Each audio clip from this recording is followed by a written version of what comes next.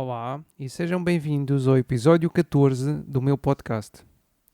Hoje quero falar-vos sobre algo muito importante nas finanças pessoais, a fotografia financeira. Então, mas o que é isto da fotografia financeira? A fotografia financeira é uma foto que tu tiras à tua vida financeira atual. Imagina que sais do teu corpo, como se vê nos filmes, dás 3 ou 4 passos atrás no ar e tiras uma foto de tudo o que tem a ver com dinheiro na tua vida. E depois de tirares essa foto, vais começar a analisá-la. Em primeiro lugar, vais pensar em qual é ou quais são os maiores problemas da tua vida financeira. Será que são as dívidas do cartão de crédito que te estão a levar todo o dinheiro?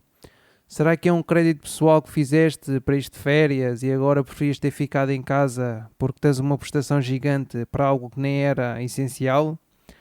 Ou será que, por mais que tentes, não consegues juntar dinheiro para tirar aquele curso que sempre quiseste ou oferecer uma prenda àquela pessoa que já fez muito por ti? Ou será que não consegues investir tanto dinheiro como querias e vais demorar muito tempo a atingir a tua independência financeira? Para descobrires quais são estes problemas, podes fazer algumas questões a ti mesmo. Podes começar por fazer a seguinte pergunta: devo dinheiro a alguém? Tenho dívidas de cartão de crédito ou de créditos pessoais? Se a resposta a alguma destas perguntas for sim, é importante fazer uma lista com todas estas dívidas e elaborar um plano para as pagares. Acredita que quanto mais cedo o fizeres, mais descansado dormirás e deixarás de sentir sufocado por estas dívidas.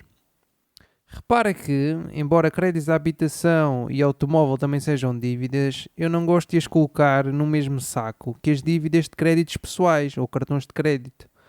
Porque muitas vezes estas dívidas são indispensáveis, no sentido em que servem para coisas essenciais, como é a habitação e o transporte. Será que conseguirias mudar de casa e ter uma prestação do crédito inferior?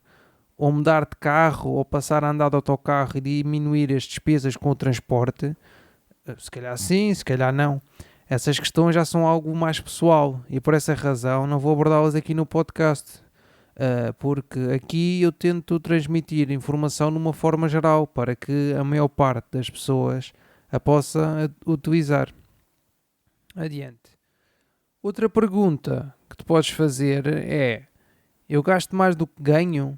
Ou seja, para conseguir chegar ao final do mês, se alguém me vir bater à porta a pedir dinheiro, tenho de me endividar, gastando dinheiro do meu cartão de crédito, por exemplo? Se a resposta a esta pergunta for sim, tens urgentemente de fazer duas coisas: parar de gastar ou arranjar outro trabalho. Não, porque não podes continuar desta forma. Estás aí por um caminho que mais cedo ou mais tarde te levará à ruína. As dívidas continuarão a aumentar cada vez mais, até que estarás a pagar dívida com dívida e entras numa bola de neve, cuja saída é mesmo muito difícil. Próxima pergunta. Consegues viver com 80% de todos os teus rendimentos? Ou seja, se ganhas 1000 euros, consegues viver com 800? Ou gastas esses 1000 euros todos os meses? Esta pergunta é importante porque consegue dizer-te se atualmente tens ou não dinheiro disponível para criar o teu fundo de emergência ou para investir. E porquê 80% dos teus rendimentos? Porque estou a referir-me ao método de orçamento 50-30-20. Se nunca ouviste falar deste método, é um método muito simples que te permite criar um orçamento mensal. Com este método, 50% dos teus rendimentos são dedicados às tuas necessidades, ou seja, às coisas que precisas mesmo para viver, como por exemplo a alimentação, o transporte, a habitação, etc. 30% dos teus rendimentos são dedicados a atividades de lazer, como por exemplo ir ao ginásio, jantar fora, encomendar comida, Netflix, ir ao cinema, Spotify, viajar, etc. E finalmente, os restantes 20% são destinados à poupança ou ao investimento, de acordo com a tua situação específica. Estes 20% são muito importantes e são a razão para te perguntar se consegues viver com 80% dos teus rendimentos. Mas atenção, que aqui estamos sempre a falar de valores mínimos. Se consegues poupar ou investir mais do que 20% dos teus rendimentos, dou-te os meus parabéns. Isso é uma coisa muito boa. Esta pergunta que acabei de fazer tem diretamente a ver com a que te vou fazer agora, que é: quando te sobra algum dinheiro ao final do mês, o que é que tu fazes? Envias esse dinheiro para a poupança ou vais gastá-lo imediatamente? E se vais gastá-lo, achas que essas compras são necessárias no sentido em que gastaste o dinheiro em algo que te foi útil ou apenas gastaste o dinheiro em algo que nem é assim tão importante para ti e apenas o fizeste porque não podes, entre aspas, ver o dinheiro lá na conta? Se fazes isto, deves tentar perguntar a ti mesmo, antes de gastares esse dinheiro que sobra, qual é a razão para o estás a fazer? E se esse dinheiro não era melhor emprego noutro sítio, como por exemplo a constituir um fundo de emergência? E por falar em fundo de emergência, é esse o tema da pergunta seguinte, que é: já tens um fundo de emergência? Se sim, espetacular.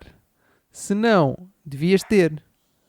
Um fundo de emergência é uma reserva de dinheiro que deves ter num sítio acessível e que serve para lidares com coisas inesperadas ou emergências, como por exemplo uma avaria no teu carro, uma ida ao médico, uma perca repentina do teu emprego.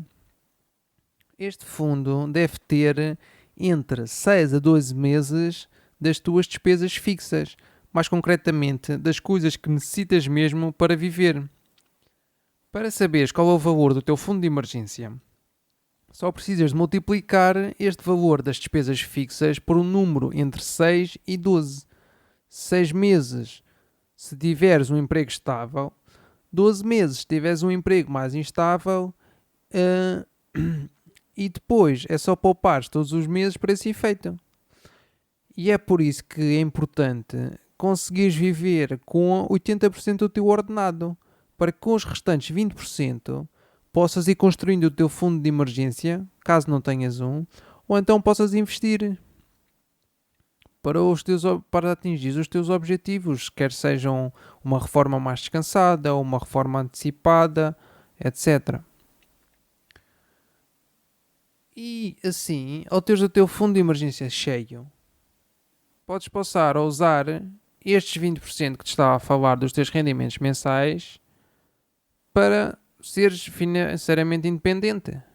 Por exemplo, no fundo, podes usá-los para investir para o que quiseres. E é por isso que a próxima pergunta é: já investes o teu dinheiro de uma forma consistente?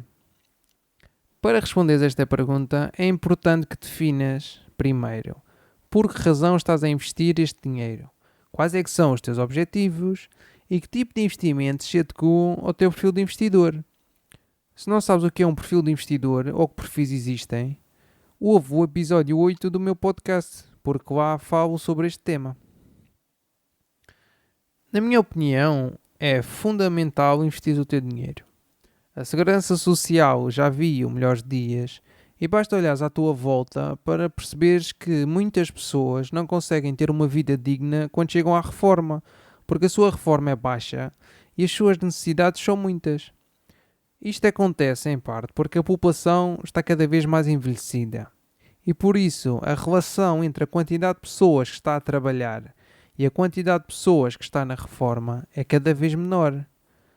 Para resolver este grande problema, só existem 3 soluções: aumentar os impostos para quem trabalha, aumentar a idade da reforma ou diminuir o valor das reformas, ou então um conjunto destas 3 hipóteses.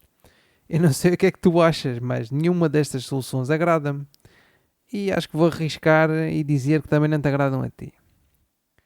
E por isso, para que não te tornes numa destas pessoas que são dependentes da segurança social e que tenham uma reforma que nem chega para as suas necessidades, para que tu possas viver uma vida digna na tua velhice, tens de começar a investir o teu dinheiro. E quanto mais cedo, melhor. Porque nisto dos investimentos, o tempo é dos teus melhores amigos. Podes começar com o objetivo de investir para teres uma reforma mais descansada e aos poucos até ir sendo mais ambicioso ou ambiciosa e mudares os teus objetivos para uma reforma antecipada, por exemplo. Ou melhor, para seres financeiramente independente. Gosto mais do termo financeiramente independente do que reforma antecipada. Vamos agora à pergunta final, que é: se tens a tua vida financeira organizada, se já investes o teu dinheiro, será que vais conseguir atingir os teus objetivos investindo da forma que fazes agora? Ou será que para atingires esses objetivos vais ter de mudar de estratégia? O método que estás a utilizar é um método validado como as pessoas já usaram para atingir objetivos semelhantes aos teus? Deixo aqui esta pergunta no ar para que penses verdadeiramente na estratégia que estás a utilizar agora. E assim, chegamos ao final deste episódio do podcast sobre a fotografia financeira. Em jeito de resumo, vou repetir as perguntas que deves fazer para ver em que estado está a tua vida financeira. Então, as perguntas são: tens dívidas de cartão de crédito, créditos pessoais ou afins?